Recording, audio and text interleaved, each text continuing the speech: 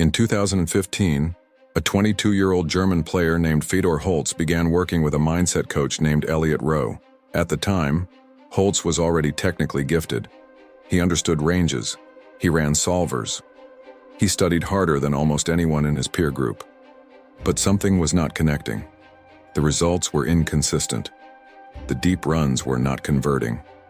And after an honest conversation with himself, he identified the problem with a precision that most players never reach. It was not his pre-flop construction. It was not his sizing strategy. It was the operating system underneath all of it.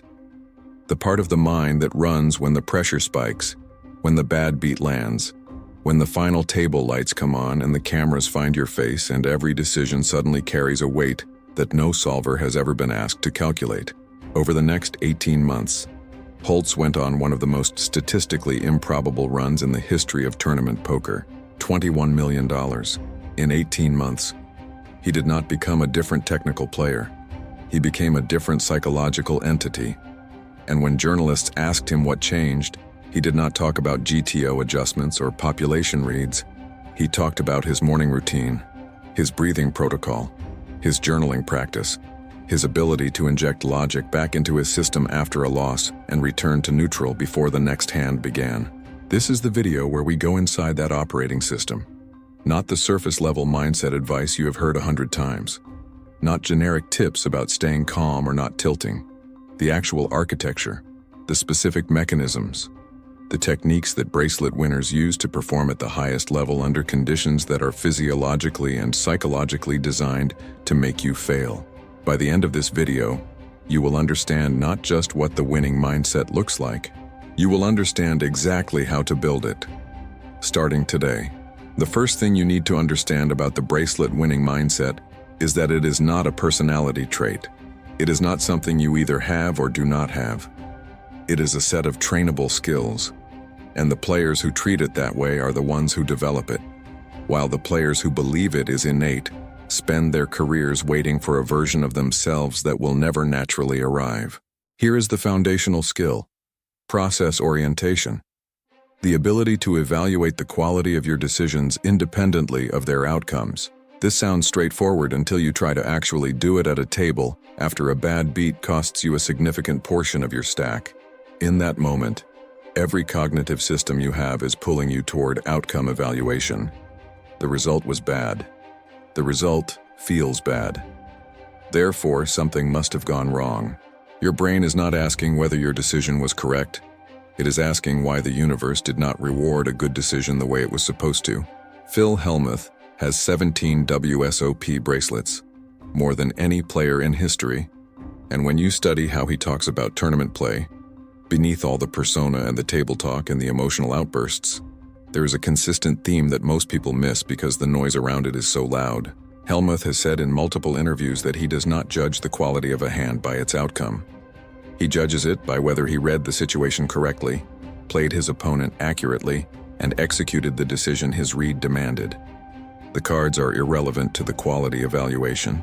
He has folded hands that lost him nothing, and he has called hands he knew were behind because the specific read in that specific moment made the call correct, regardless of what the cards showed. 17 bracelets later, the process is vindicated not by any single result, but by the cumulative weight of a career built on decisions made from the right foundation. Process orientation is not passive acceptance of bad results. It is an active cognitive skill that requires you to build a framework for decision quality that exists independently of what the board runs out, and it is the single most important mental skill a tournament player can develop. The second mechanism is what performance psychologists call emotional recovery speed. Not emotional absence, not the performance of calm. Actual recovery speed, measured by how quickly you can return to a neutral decision-making state after a significant negative event. Elite athletes in every high-pressure sport share a specific characteristic that distinguishes them from talented players who never reach the highest level. It is not that they feel less. Research consistently shows that champions often feel more intensely than average performers in identical situations. Their heart rates go higher, their cortisol spikes harder. The physiological response is equal or greater. What is different is the duration, the recovery arc, how quickly the system returns to baseline after the spike. In poker, This matters in a specific and devastating way. After a bad beat is statistically the most dangerous hand you will play in any session. Not because the cards are different, because your neurological state is different. Your prefrontal cortex is still partially offline from the cortisol spike. Your working memory is loaded with the previous hand. Your amygdala is still running a threat response. And in that state, you are making the next decision from a compromised platform while telling yourself you are making it clearly. Fedor Holz described his recovery protocol in precise terms. After a significant loss, he would take a physical action, usually a slow, deliberate breath sequence combined with a conscious internal statement that verbally acknowledged what had just happened and released the outcome. Not suppressed it, released it. The distinction is critical.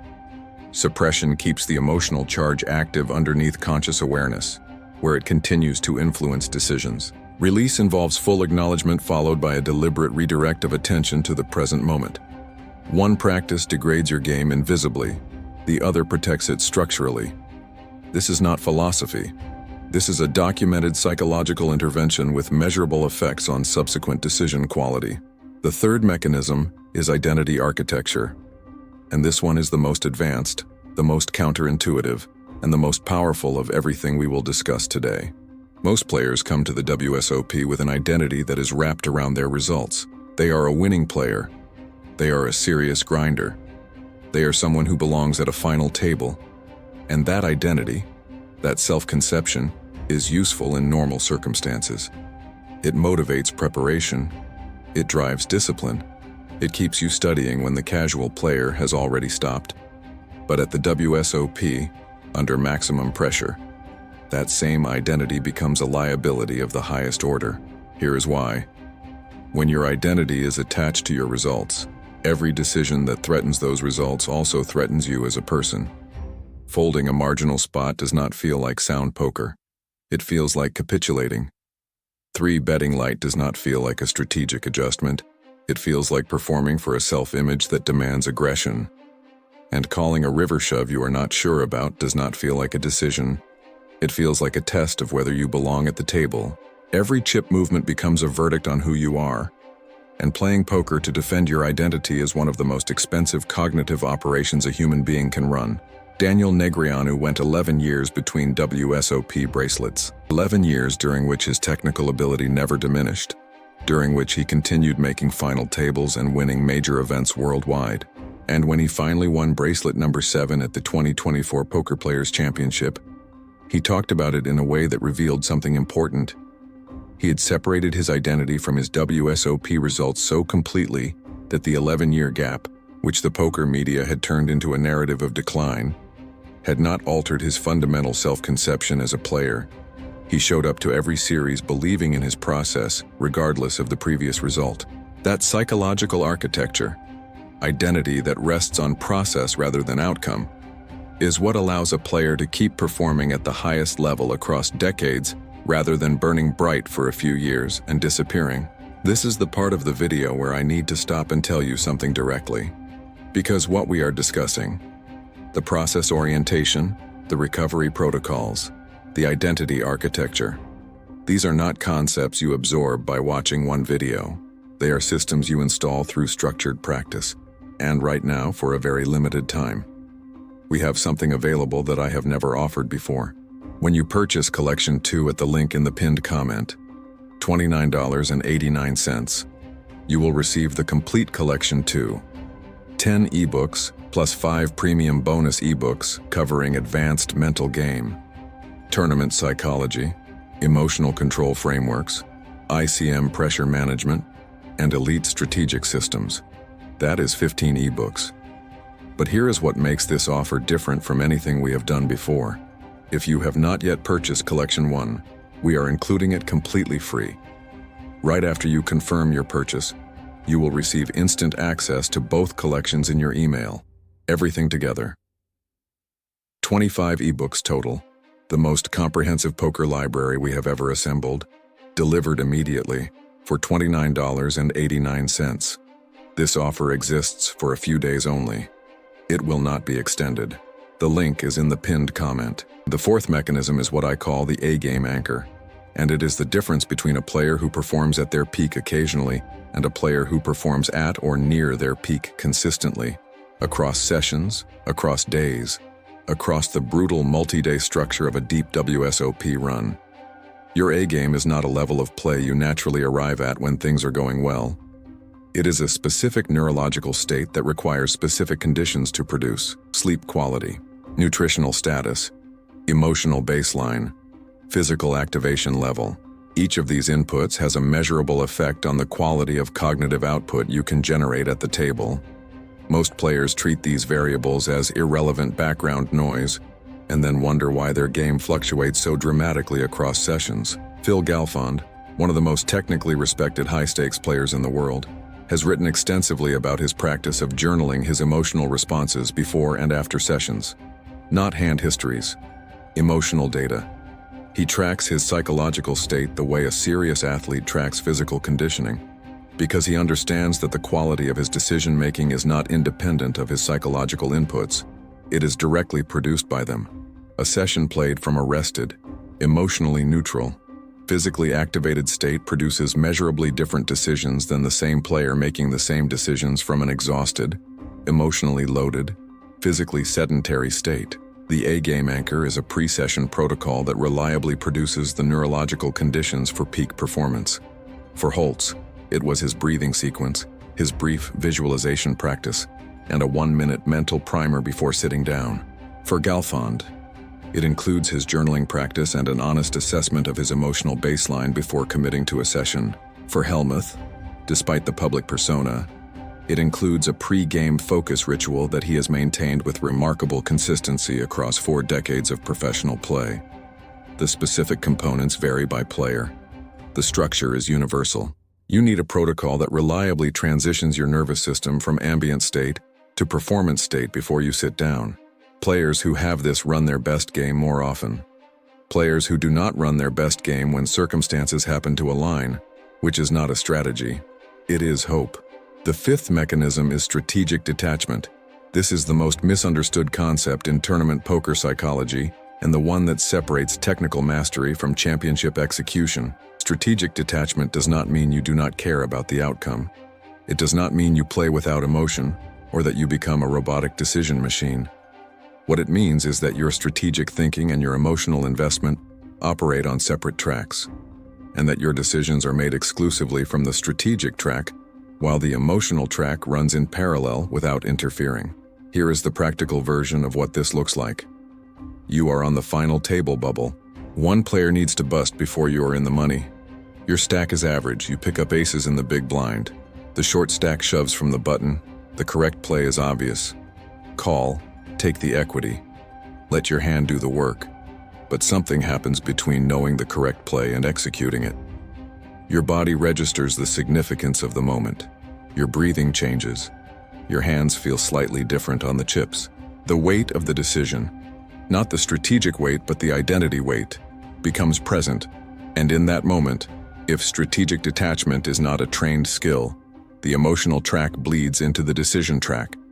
Players check-fold aces on the bubble, not because they do not know better, because the emotional weight of being eliminated one spot before the money overrides the strategic calculation that the aces demand. Jonathan Tamayo, who won the 2024 WSOP main event for $10 million, described his mental state during the final table as something he called controlled indifference, not indifference to winning. Indifference to any single hand as a referendum on the outcome. He had made peace with the fact that he could play every remaining hand perfectly and still lose. And peace, that acceptance of variance as a permanent feature of the landscape rather than a threat to be managed, freed his decision-making from the emotional weight that collapses most players at the final table. The 6th mechanism is what researchers call the growth response to failure. And it is perhaps the single most reliable predictor of long-term success in competitive poker. Every bracelet winner has a story of catastrophic failure, not minor setbacks, devastating losses. Final tables where the last card destroyed everything, bubble spots where years of work ended on a coin flip. The question is not whether these events happen. They happen to everyone at the highest level. The question is what your nervous system does with the information they contain. There are two responses to failure that the brain defaults to under stress. The first is the defensive response. Explain the failure in terms that protect the ego. Attribute the loss to external factors. File the experience as an anomaly and move forward without extracting the information it contains. This response feels better in the short term. It protects your self-concept. And it guarantees that the same failure will occur again because the lesson was never processed. The second response is the growth response. Sit with the discomfort of the failure long enough to extract what it contains. Identify the specific decision point where process broke down. Build a correction into the system, and return to the table as a measurably different player than the one who lost. This response feels worse in the short term. It requires honesty that is genuinely uncomfortable, and it is the only mechanism that converts failure into progression. Erik Seidel, 10 WSOP bracelets, one of the most consistent tournament performers in the history of the game, has talked about his practice of sitting with difficult losses without rushing to resolution. He does not seek comfort from his peers immediately after a painful bust. He sits with the feeling first. He lets it be present without trying to make it smaller. And in that space, the information the loss contains becomes accessible rather than buried under defensive rationalization. 10 bracelets across 4 decades is not the product of talent alone. It is the product of a player who built a growth response to failure so reliable that every loss became an investment in the next performance. The seventh mechanism is presence management. The ability to keep your cognitive resources focused on the current hand, while your memory, your projections, your identity, and your fear all compete for that same attention. The human brain is not designed for the decision density of a deep tournament run. Neuroscientists estimate that the average person makes approximately 35,000 decisions per day. A player deep in a WSOP event, in a 16-hour session, is making strategic decisions at a rate that compresses this dramatically. And unlike most daily decisions, each poker decision must be made with limited information, under social observation, with financial consequences, and in the context of everything that came before it in the session. The cognitive load is not a metaphor. It is a measurable resource that depletes with use. Elite players manage this depletion deliberately. They take micro-recoveries between hands, brief moments of genuine mental rest during which they disengage from strategic analysis and allow the prefrontal cortex to reset. They use physical anchors, a specific breathing pattern, a habitual chip movement, a consistent posture adjustment, to trigger a return to baseline focus. They have learned to recognize the phenomenology of cognitive fatigue, the subtle shift in how decisions feel when the prefrontal cortex is running low on resources, and they have stop signals built into their session protocol for when that state arrives. Shaun Deeb, one of the most decorated active WSOP players with multiple bracelets across a decade of elite performance, has described his approach to long sessions as chunking. He divides the tournament into 90-minute segments with distinct focus objectives for each segment, rather than trying to sustain maximum focus across the entire session. Each chunk has a beginning, a specific task, and a micro-reset at the end. This structure is not psychological comfort. It is cognitive resource management, and it allows a player to arrive at the final stages of a 16-hour session with meaningful decision-making capacity remaining, while opponents who ran their focus at maximum intensity from the start are running on cognitive fumes. Here is what everything we have covered today points toward. The bracelet-winning mindset is not a peak state you reach on a good day. It is an infrastructure you build before the tournament begins. Process orientation, recovery speed, identity architecture, the A-game anchor, strategic detachment, the growth response to failure, presence management. These are 7 mechanisms, 7 trainable skills, 7 components of a system that the greatest WSOP champions have built, in different ways and with different language, but always pointing toward the same architecture. Fedor Holz built his in partnership with a mindset coach starting at 22 and earned $21 million in 18 months. Daniel Negreanu built his over a 40-year career and won his 7th bracelet at the age of 50. Phil Hellmuth built his before most players had ever heard the word mindset in the context of poker and used it to collect 17 bracelets across 4 decades. Each of them built a different version of the same thing, and each of them understood something that the players who never reach the bracelet understand too late. that the table is the testing ground, but the work happens away from it. Now I want to tell you about something that has never been available before on this channel. For the next few days only, when you purchase Collection 2 at the link in the pinned comment, you are getting something I have never bundled together before. Collection 2 is 15 ebooks, 10 main ebooks plus 5 premium bonus ebooks covering the complete mental game system, advanced tournament psychology, emotional control frameworks, ICM pressure management, exploitative adjustments, and championship-level strategic thinking. Every mechanism we discussed in this video lives inside that collection as an executable system, not a concept.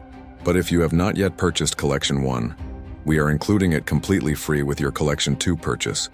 After you confirm your order, we send Collection 1 to your email. No additional cost, no coupon code needed. 10 more complete ebooks, 25 ebooks total. The most complete poker library this channel has ever assembled. $29.89. For everything, this offer is available for a few days only. There is no countdown timer on the page. There is no retargeting campaign coming after it. The players who move on this today are the ones who walk into their next tournament with a different architecture underneath their game. The ones who wait are the ones who will watch this video again 6 months from now and remember the moment they chose not to act. Click the link in the pinned comment right now. Secure your 25 ebooks and install the championship operating system today. The system is ready. The only question is whether you are.